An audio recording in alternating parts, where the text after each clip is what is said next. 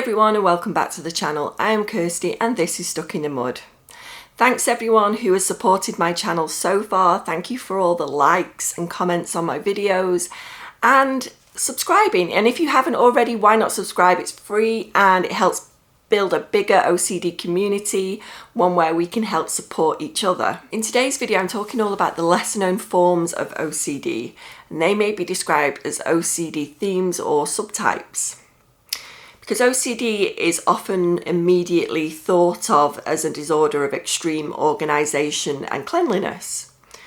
Perfection and contamination are common obsessions too, and it really is just one of the many types of OCD you can get. There are a wide range of lesser known subtypes of OCD that can greatly affect people. OCD is a mental health disorder, and that consists of obsessions with unwanted thoughts, images, sensations, or even urges. And that can cause severe distress to the sufferer, and these are often followed by compulsions like repeated actions, rituals, and avoidance, to reduce that distress. And the sufferer can feel the need to actually neutralize the thoughts, feelings, and sensations. You might repeat things over and over and over until it feels just right. Content in obsessions will vary widely to each person, and they can change. They can come from personal negative experiences or experience of the world around us. But OCD often affects us over things we value the most. And these obsessions are called OCD themes or subtypes. These lesser known forms of OCD are not talked about as often. That doesn't lessen the impact it has on the sufferer. An OCD sufferer will experience many forms. As one type heals, you'll probably find that it moves to another type. And it can often feel like a game of whack-a-mole because, like you say, you deal with one kind and then it'll pop up somewhere else. And it's not a fun game at that because it just constantly feels like it's something that you're constantly having to deal with time and time again. I have suffered from many forms of OCD over the years. It's been a long time for me. It's been 40 years, and some forms have been more impactful than others and some forms have been more extreme than others. But they have all taken away from my life. They've made my life very difficult to live at times, and nobody deserves to live their lives that way because it exerts so much control over your life and it's debilitating. It really is, and it causes so much anxiety and shame and guilt, and no one deserves to live their life this way. And the lesser forms of OCD, some of them I have experienced myself, some I haven't, but to everyone experiencing the different forms of OCD, it's a difficult thing. We go through so many different emotions going through this, and just because you haven't experienced one form, it doesn't mean that it's any worse, than the other one. They're all the same. If we're going through it ourselves, it's a difficult place to be in. It's a scary place to be. And so just because we haven't experienced it doesn't, lessen how much it affects that person and how much affects their ability to function every day. The first lesser known form of OCD I'm going to talk about today is existential OCD. And this is something I have experienced, and I've gone through this for a long time of my life. It's something that's impacted me from being a small child. And I think most people do question over our existence in the universe and our purpose in life. I think that's a normal thing for most people. And it can cause minor discomfort for many people, but then it'll go no further than that. And it's a question we can't answer. There's no one that can really fundamentally give a true answer that's concrete, that, there's no nuance at all. It's a question that nobody can give a straightforward answer to. And it just begins a never-ending cycle of anxiety and doubt searching for peace on this subject, and it's something we can't achieve. And it's a subject that interests me, and I am a seeker of knowledge. I think I always have been, and I have an open mind, and that's where it kind of ends now. I do still research on these things occasionally, but it doesn't go over the line to the obsessive side where it's just an endless looping continuous thought cycle every day. And I think that's where it starts to impact your life, because it's just all you think about, and it's not something we can get, like I said, that one answer to, because there's so many theories out there about our place in the universe and how we exist and our purpose for being here. So it's a difficult one, and it's something, like I said, many people do question over it, but for some people it can really impact their lives day to day. The next one I wanted to discuss today is scrupulosity, or moral and religious OCD. And this is something I've gone through myself, and I actually did a video about it recently. And I think in general, we have, as OCD sufferers, we do hold ourselves accountable to a high moral code. And when mixed with religion and spirituality, we can get so obsessed with being a good person and not to commit any sins, that could put us in danger or put our family in danger. And we don't want the feeling of being punished. And that's something that I've always gone through, is thinking you might get punished by a higher power, for example.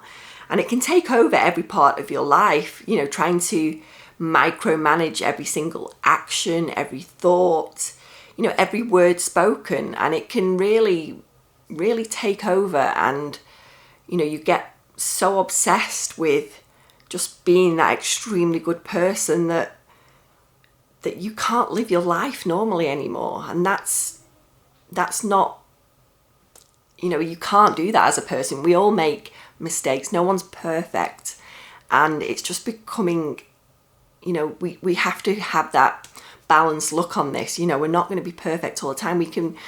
Everyone wants to achieve, to be a good person and do good things, but it's when it goes to that extreme, and that is what OCD is. It always goes to those extreme places. The next lesser known subtype is one that I haven't really experienced myself, but I can understand why it would occur and why people would go through this. It's just another way that OCD will get to you, and I get it. I really do kind of understand where people are coming from with this. And it's called somatic OCD, or sensory motor OCD, and that consists on focusing on automatic bodily functions like breathing and blinking.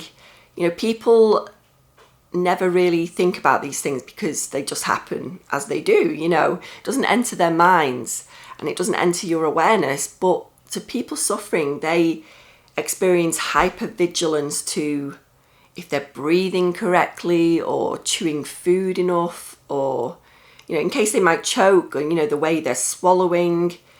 And the fear with this subtype is they will never lose focus on these automatic functions, which leaves them living a life removed of any joy and happiness, because you're not taking care of any other responsibilities in your life or any other goals in your life. You're not working towards anything because it's always there. You're just super fixated on these things. And I get it, because I've had little moments where I've been very aware of bodily functions, and once you get, like I say, your focus is on that, it really does, you'll constantly kind of think about it, whereas most people, it's just something they never think about.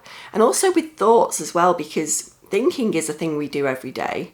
And I think I've had it where I actually become hypervigilant about my thoughts, and I think that's another process we do. And I think if you get so caught up, and this is why it's important when you do the work for OCD, is that you don't get so caught up in your thoughts and standing guard of your thoughts. And that's not what it's about. When I talk a lot about letting your thoughts be there and letting them do whatever they want.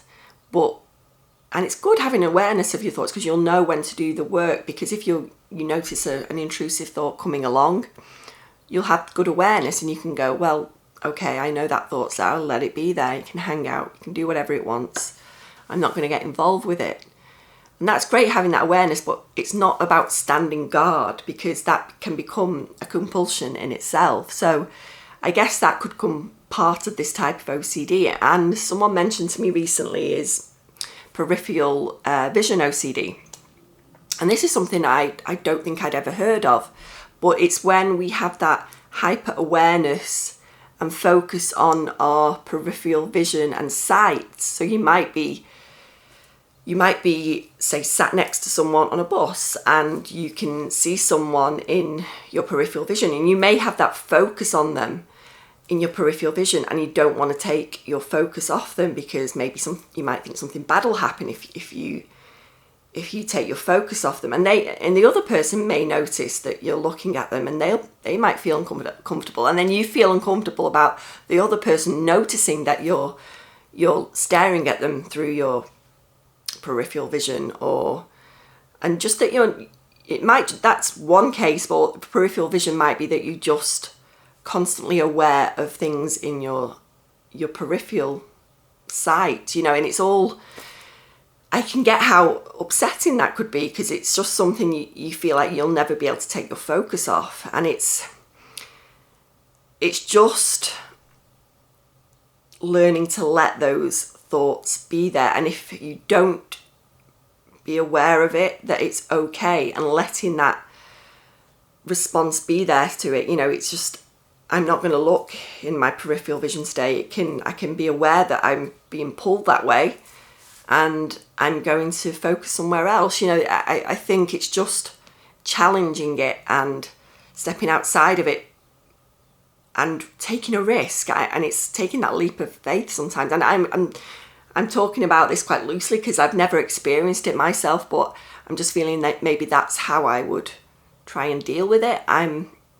But it's something, again, it's a lesser known form of OCD. Like I said, I'd not heard of this one, and to the person going through it, I'm sure it's extremely debilitating, because I know how uncomfortable it is to have these loops and behaviours that we do that are so distressing, and it's so hard. I really do understand what you're going through. It's difficult. It really is. And getting the right treatment is about taking your life back from OCD and the control it has over us.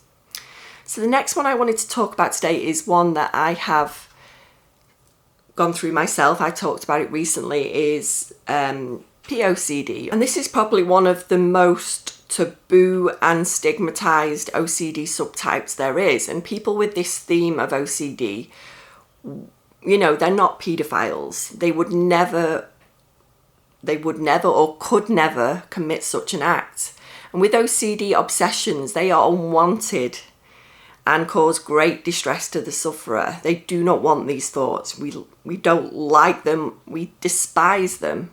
And often people don't understand this with OCD.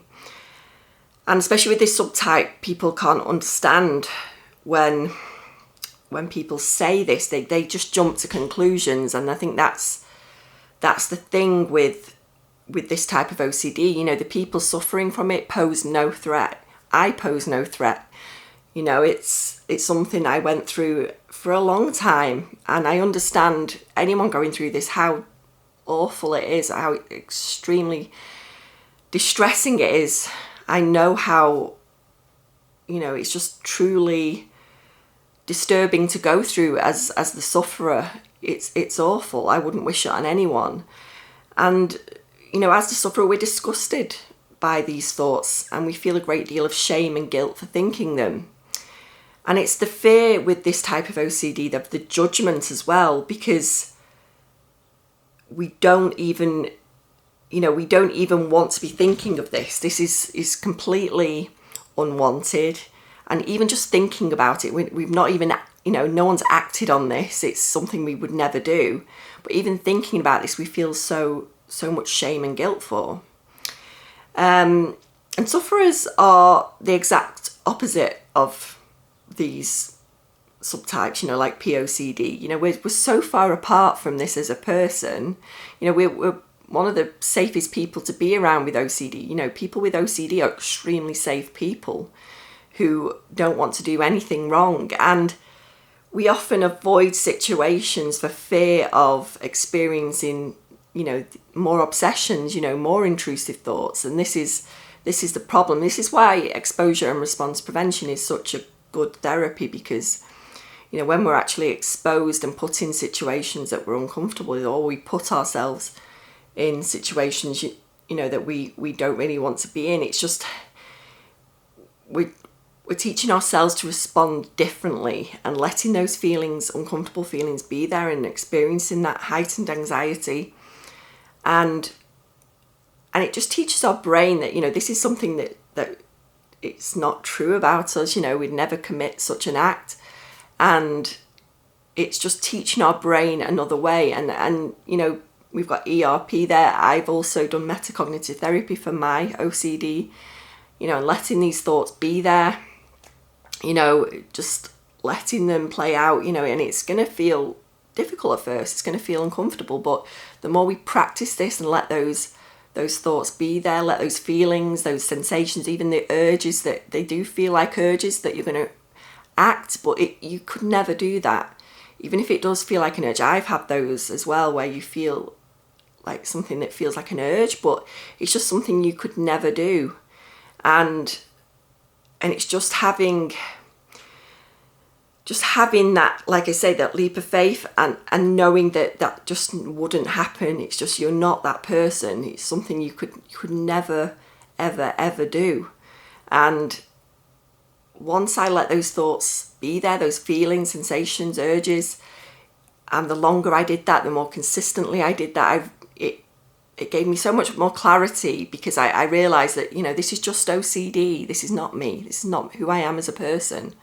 So yeah, this one's affected me greatly, and I understand why it does for other people, because it's a taboo subject, and like I said, it's very stigmatized in the world, as it should be, but it's also causes a lot of distress to individuals that, like myself, are very sensitive in the world, and we do pick up on a lot of the current events in the world, and things that are not so nice, and they're negative things in the world, and we latch onto things with OCD. That's the thing, and it latches onto us, I should say. Another lesser known form of OCD is suicidal OCD.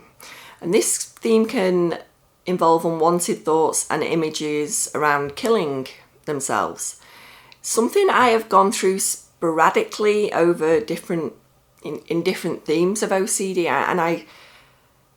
and especially when I've been really suffering badly with a particular type of OCD, and I think it has been there to a degree, and sufferers will often ruminate over their thoughts to see if they're valid, and the compulsions might involve avoidance of certain situations, or getting rid of any harmful objects and that you may harm yourself with. And this, I can understand that, but I think it goes to another extreme with people going through this type of OCD.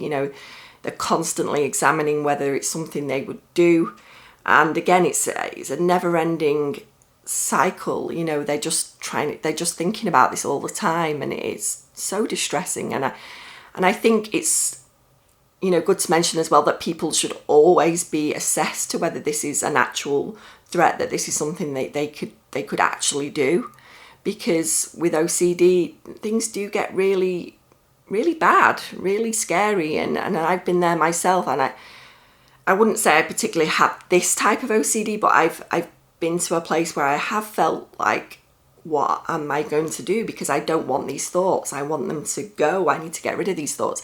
And I didn't want to commit suicide or anything like that. It's just I wanted the thoughts to stop.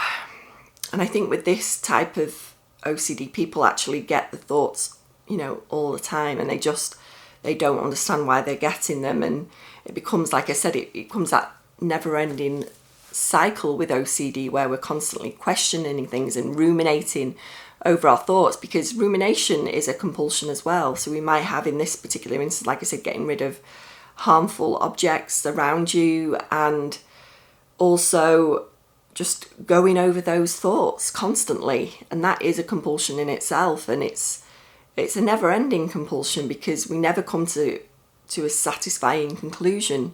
We're constantly questioning and trying to work out and and never really getting anywhere. And it's such a distressing type of OCD to have. You know, I've gone over a few different types of OCD here. There's lots of other types that I might not have discussed today, and that's not because they don't exist. There's many different types, and a lot of OCD types will merge into different ones as well. You know, I wanted to talk a little bit now about false memory OCD.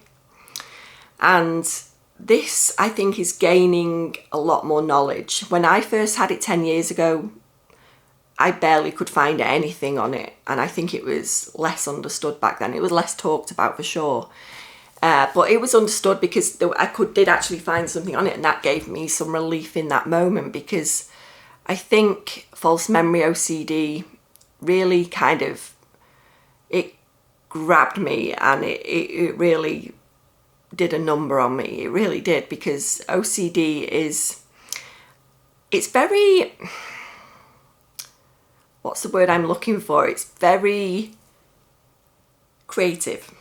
OCD is creative. And I think a lot of the time, especially when you've had OCD over a long span of time like I have, it finds different ways to get to you over time, and it'll, you know, especially if it's been left untreated, it will find, you know, different ways to actually grab your attention. And this is what happened with me with false memory OCD, and it revolves around uncertainty and can you remember something if it actually happened or it did not. False memory OCD was honestly one of the scariest times of my life, because I couldn't actually distinguish what was actual reality anymore, and it really did scare me, because it was just the awful knowing that I can't go back and check. I can't figure this out, and I'm going to be locked in this state forever. That was terrifying to experience, and anyone going through this, I hold my hands up to you, because I know how distressing it is. I know how much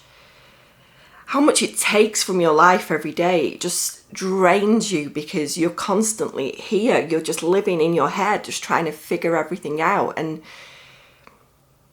I only really got better from that when I got to a level of acceptance where I knew that it was OCD talking. I knew it was all OCD. It wasn't me, and what the imagined scenario that never happened. You know, I realised it was just a false narrative that OCD had made up to try and make me feel guilty and shame for something that never actually happened. And it was really distressing, and I had to kind of let those queries and the analysing of memories just stop and let them be there. And it was hard. It's really hard to do that, because OCD wants certainty, and you can't have that. And it's a really difficult thing to swallow with OCD, because we want ultimate certainty in our lives, and it's not nothing you can have. And yeah, it was a very, very, very scary, difficult time for me. I really wouldn't wish it on anyone, but you can get better, and this is what my videos are for, to show that you can heal from this, and things can turn a corner, and you can start living a full life again, like that's happened to me. I never thought I would get over that time in my life, but I did.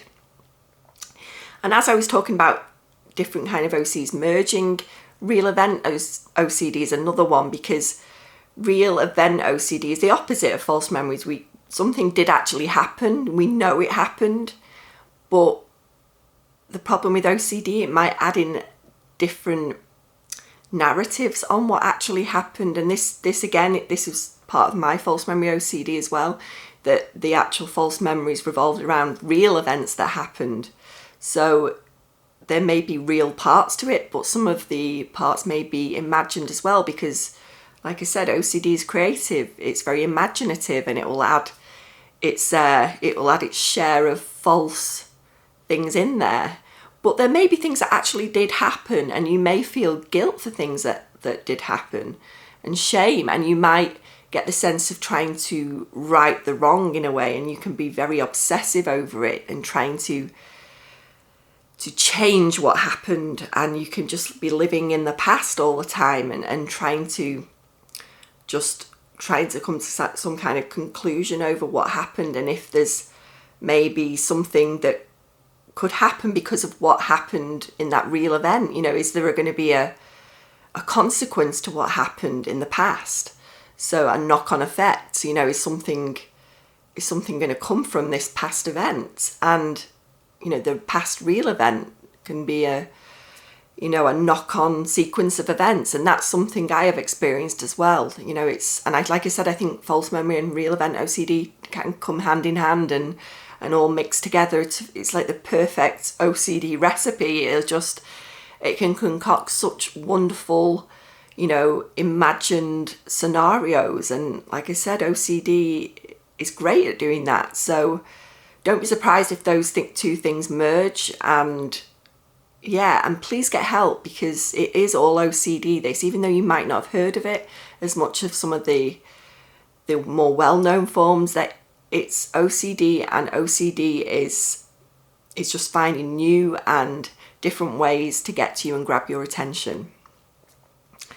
Another type of OCD I wanted to talk about is fear of going crazy and insanity, because when you're getting all these intrusive thoughts and all the various rituals and compulsions we get with OCD, you can actually feel like you're going insane. You know, you fear that this is it. You might fear you've got some other kind of mental illness, because you feel like you're just losing it. You're going crazy. You know, what's going to happen to me?